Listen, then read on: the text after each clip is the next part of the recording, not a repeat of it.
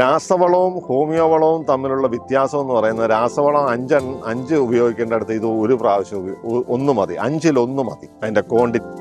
ഇതിനകത്ത് ഈ ഹോമിയോ മരുന്നിൻ്റെ കൂടുതൽ അട്രാക്ഷൻ എന്ന് പറയുന്നത് സാമ്പത്തിക ലാഭമാണ്. അതുപോലെ തന്നെ ഇത് പാടശേഖരത്ത് പ്രയോഗിക്കാനായിട്ടുള്ള എളുപ്പവും ബാക്കിയുള്ള വളങ്ങളെക്കാളും കൂടുതലാണ്. ഇത് സ്പ്രേ ചെയ്യുകയാണ്, അതുകൊണ്ട് പെട്ടെന്ന് ചെയ്യാൻ സാധിക്കും.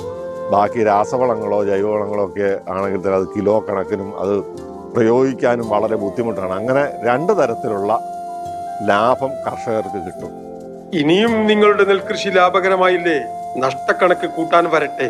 ഉപയോഗിക്കൂ സെറിയൽസ് കരോൾ ഹോമിയോ വളം. നെൽകൃഷിക്ക് ഒരു ഏക്കറിന് 1.5 ബോട്ടിൽ 200 ലിറ്റർ വെള്ളത്തിൽ 40-ാം ദിവസവും 60-ാം ദിവസവും അങ്ങനെ കണക്കാക്കിയിട്ടാണ് നമ്മൾ ഉപയോഗിച്ചത്. ഈ ഹോമിയോ മരുന്ന് പ്രയോഗിക്കുന്നതിലൂടെ വളപ്രയോഗം നടത്തുന്ന മനുഷ്യരിലാണെങ്കിലും ശരി, പ്രകൃതിക്കാണെങ്കിലും ശരി, യാതൊരുവിധ ദൂഷ്യവശങ്ങളുമില്ല. നല്ല പ്രയോജനമാണ്. എക്കോ ഫ്രണ്ട്ലി ആണ് ഈ മെഡിസിൻ.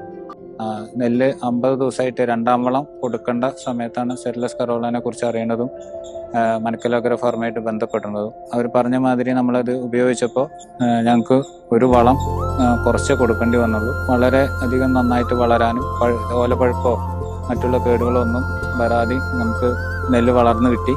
നിങ്ങളുടെ നെൽകൃഷിക്ക് വിളവ് കുറവാണോ? ഉപയോഗിക്കൂ സെറിയൽസ് കരോൾ ഹോമിയോ വളം.